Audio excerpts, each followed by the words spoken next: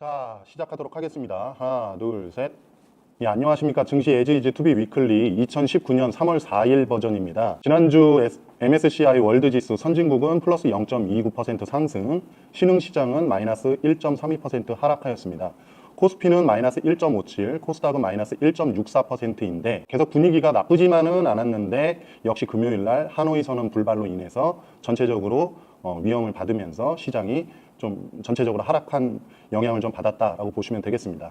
지난주 글로벌 증시 키워드는 미중 무역 협상, 그리고 파월 의장 연설, 브렉시트 관련, 또 제2차 북미 정상회담 등이 있었습니다. 25일에 트럼프 대통령이 3월 1일이 미중 무역 협상의 기한이거든요. 그것에 대해서 연장 선언을 했고요. 이에 따라서 상해 증시가 5% 급등을 하였습니다. 또한 지난주에 위안화 달러 환율은 6.69 위안으로 6.7위안 밑으로 오래간만에 내려갔다라고 보시면 되겠습니다. 계속 말씀드리지만 위안화 환율이 강해지는 것이 이머징과 중국과 한국 증시에 좋은 영향을 미칠 것이다 라고 보시면 되겠습니다. 파월 의장이 언급한 바를 따져보니까 미국 경제가 여전히 양호하지만 추가금리 인상의 정당성이 다소 약화되고 있다는 인식을 말을 하였고요. 자산 종료 대차대조표 축소 있지 않습니까? 그것도 적절한 시기와 접근 방법에 있어서 최종 확인 중에 있다라고 하면서 비둘기파적인 스탠스를 확인시켜줬습니다. 이미 각종 경제 지표가 다소간 둔화되고 있는 상황인데 연준도 이에 대해서 미리 충분히 대비를 하는 소프트 랜딩, 비둘기파 스탠스를 보여준 것이다라고 보시면 되겠습니다. 한편 26일에 영국 테레사 메이 영국 총리가 브렉시트 의회 협상이 12일까지 합의가 안 된다면 3월 31일이 브렉시트 탈퇴 시한이거든요. 그것에 대해서 연장 투표를 언급함으로써 브렉시트 관련 위험도가 약간은 줄어드는 상태다라고 보시면 되겠습니다. 가장 중요한 게 제2차 북미 정상회담이었죠. 결과론적으로 하노이 선언이 불발이 됐습니다. 이에 따라서 국내 증시가 금요일 오후장으로 전체적으로 이렇게 내려왔거든요. 그렇게 됨으로써 국내 증시는 코스피 코스닥 모두 주간 기준으로 하락 마감하였다라고 보시면 되겠습니다. 다만 양국 간의 관계가 결렬이 된 것은 아닌 것으로 보여집니다. 즉 연기의 상태인데요. 이와 관련해서 대북 관련주를 제외하고는 내주 초에는, 즉 이번 주 초에는 하락 변동성이 다소간 회복되지 않을까 예상이 되고 있습니다. 이번 주 증시 키워드 좀 보도록 하겠습니다. 역시 미중 무역 협상 있고요. 중국에서 인민대표 회의가 열립니다. 또한 유럽에서 ECB 통화정책 회의, 그리고 미 부채 한도 협상, 북미 정상회담 후속 뉴스 등이 영향을 미치겠습니다. 미중 무역 협상은 3월 중순에 최종 합의 중이라는 블룸버그발 뉴스가 있었습니다. 이에 따라서 지난 주말 미국 증시가 일제히 반등 마감한 것에 주목을 해야 되겠습니다. 중국에서 인민대표 회의가 15일까지 열리거든요.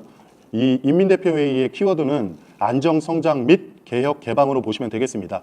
19년도 GDP를 6에서 6.5% 밴드로 발표를 할 것 같아요. 약간 예전에 비해서 아래로 하향 조정을 한 것이죠. 하지만 중국 같은 경우는 통화량을 8.5%, 재정적자 비율을 3%로 확대함으로써 이에 대한 달성 의지를 내비쳤고요. 구체적으로는 통신, 환경보호, 농촌 등 다방면에 대한 인프라 투자, 그리고 금융시장 개방을 하고 IT 기업 육성을 위해서 과학 창업반, 즉 코스닥 같은 거라고 보면 됩니다. IT 전문 이런 거 신설하고요.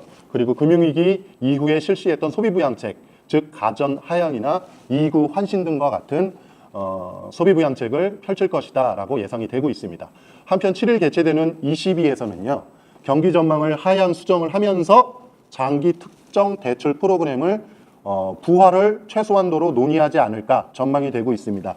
아시겠지만 마리오 드라기 ECB 총재는 대표적인 글로벌 비둘기파다라고 보시면 되겠습니다.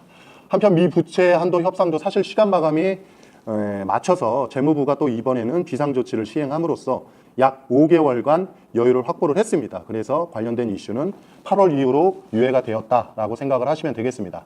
한편 트럼프 대통령의 자동차 관세 부과는 하노이 선언 불발 후에 한국의 전략적 정치적 중요성으로 인해서 또한 일본과는 이제 무역 협상이 개별로 있거든요. 그래서 유로존으로 관심도가 집중이 되지 않을까 전망이 되고 있습니다. 지난 금요일에 북미 정상회담의 장중 충격으로 전체적으로 빠졌던 부분은 다시 한번 말씀드리지만 일단은 좀 회복하고 시작할 전망이다. 다만 대북에 대한 직접적인 관련주, 철도주, 금강산주 이런 것들은 다소 회복하더라도 추가적인 상승 및 모멘텀은 조금은 어렵지 않을까 예상이 되고 있습니다. 그 외의 업종들은 시장 흐름에 연동될 것으로 예측이 되고 있습니다. 다시 한번 글로벌 증시 안정 요건 좀 수정된 게 있어서 짚어드리고 가겠습니다. 가장 기본이 되는 금리 정책은 비둘기파로 진행 중이고요. 미중 무역 협상 합의는 곧 시동이 돼서 진행이 될 것 같습니다. 위안화 가치 절상은 이미 6.72한 밑으로 내려오면서 진행 중이다라고 보시면 될 것 같고요. 브렉시트는 관망 중이다라고 보시면 되겠습니다. 진통 중에서 살짝 올라갔죠. 그리고 국내 증시 안정 요건은 글로벌 증시 안정 요건은 전체적으로 시동 중인 거는 맞는데 북미 관계 진전, 즉 북한 개방은 다시금 진통의 단계로 약간 후퇴했다라고 보시면 되겠습니다. 보시는 바와 같이 금주의 일정 확인해 보시고요. 이번 한 주도 북미 충격이 다소 있었으나 그렇게까지 두려워하시거나 그럴 필요는 없으시다라는 말씀으로 이번 한 주도 시작하도록 하겠습니다. 예, 수고하셨습니다.